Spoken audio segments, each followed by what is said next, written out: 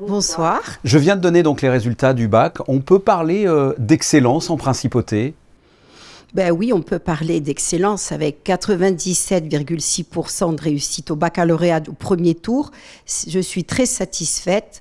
C'est un excellent score, d'autant plus que cette année, c'est la première année de la réelle réforme du baccalauréat. Donc, c'était pas si simple que ça de bien expliquer aussi bien aux professeurs, aux élèves, en quoi consistaient les spécialités et notamment le grand oral. Puis en plus, c'était après une année de Covid, donc de se remettre au travail. Je dois dire que vraiment, on a bien formé les professeurs se sont donnés corps et âme pour les élèves et les élèves ont été très méritants. Oui, comment est-ce que vous expliquez justement ces bons résultats? Écoutez, par la formation, la détermination, le sérieux, le professionnalisme, aussi bien des professeurs que des élèves. Par exemple, la préparation au grand oral, tout le monde se faisait un champ d'encre au sujet de cette préparation. Je peux vous assurer que nos élèves ont obtenu d'excellents résultats, voire même des 20 sur 20, et on en a eu vraiment un très grand nombre. Et je suis très satisfaite parce que dans n'importe quelle spécialité au grand oral, ils ont très très bien réussi. Il en est de même, par exemple, pour les spécialités mathématiques, SVT, physique, des notes remarquables, notamment aussi en langue. Mais ça, tout le monde sait que nous avons de très bons résultats, notamment en anglais. C'est quasiment une seconde langue. Nous avons eu aussi, alors des résultats un peu moins bons, mais quand même pas mauvais du tout. C'est notamment en littérature, philosophie, humanité. Ça, c'est plus difficile d'avoir des 20 sur 20, hein, c'est certain, parce qu'il y a une partie arbitraire. Bien sûr. Et donc, avec les professeurs qui sont remarquables, ça vraiment, ils ont fait tout ce qu'ils ont pu. On va travailler davantage, notamment cette spécialité ou la spécialité SES. Mais pour toutes les autres matières, on a eu des résultats extraordinaires et vraiment, je suis très contente. Et pour le coup, qu'en est-il du rattrapage? Combien sont-ils? Ça se passe quand? Ça se passe comment? Alors, nous avons 2 élèves en rattrapage en section générale, en série générale. Donc, les professeurs étaient déjà là le lendemain des résultats du bac, dès 8 h du matin. Et je peux vous assurer qu'ils ont préparé d'arrache-pied les 2 élèves qui avaient un oral à passer. J'espère que ça va bien se passer parce qu'ils avaient assez peu de retard. De points, voilà, peu de points à rattraper. Et nous avons aussi un élève en série technologique qui devait donc passer l'oral.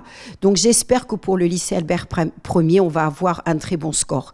Pour le lycée FNB également, 2 élèves en rattrapage.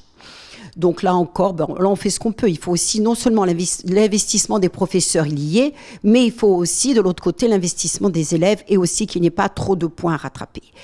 Pour la série professionnelle, nous avons 2 élèves qui doivent rattraper le baccalauréat. Nous avons 4 élèves qui ont raté leur baccalauréat professionnel.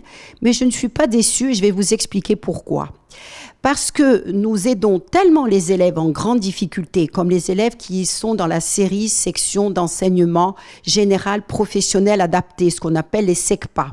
Avant, ces élèves arrivaient jusqu'en 3e, ils passaient leur brevet professionnel, ils s'arrêtaient là.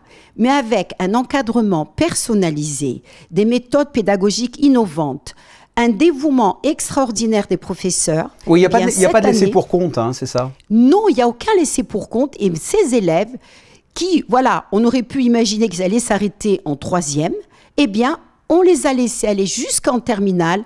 Même si certains ont raté le baccalauréat professionnel, ils ont quand même réussi l'épreuve professionnelle. Et pour moi, c'est une victoire et je suis très fière d'eux également. On devrait avoir les résultats définitifs quand, là, pour le rattrapage? Je pense d'ici vendredi. Donc je pense que, bon, avec un peu de chance, on aura, je sais pas, peut-être 98,5 ou 99%. Mais c'est déjà extraordinaire parce que, comme vous savez, l'excellence, c'est l'excellent pour tous. Même si un élève a des difficultés, on le met pas on ne l'élimine pas. On le laisse aller jusqu'au bout. Moi, je veux que les élèves réussissent dans n'importe quelle voie. Même si on a un élève qui va rater son bac, je vais lui laisser sa chance. Mais on va l'aider quand même jusqu'au bout. D'accord. Là, ce sont les vacances, mais j'imagine que l'on prépare déjà la rentrée prochaine avec peut-être des nouveautés, des scoops peut-être à nous annoncer. Alors, les scoops, je ne vais pas tous vous les dire, sinon ça n'aurait aucun intérêt. Il y aurait plus de surprises. Je vais juste vous dire 2 choses. Je peux faire 2 révélations. Dans un premier temps, et ça je suis très fière d'en avoir eu une initiative, nous allons ouvrir le bac français international en principauté de Monaco au lycée Albert Ier. C'est une première, à l'instar des grands lycées français. Et nous allons faire un déménagement, c'est-à-dire que nous allons déplacer l'enseignement supérieur de comptabilité, BTS comptabilité DCG au lycée Régnier 3. Donc voilà les deux nouveautés, mais bien sûr, il y aura bien d'autres choses que je vous dirai en septembre. Exactement. En attendant, on croise les doigts pour les élèves qui passent le rattrapage. Isabelle Bonal, merci d'avoir répondu à mes questions. Merci. Au revoir.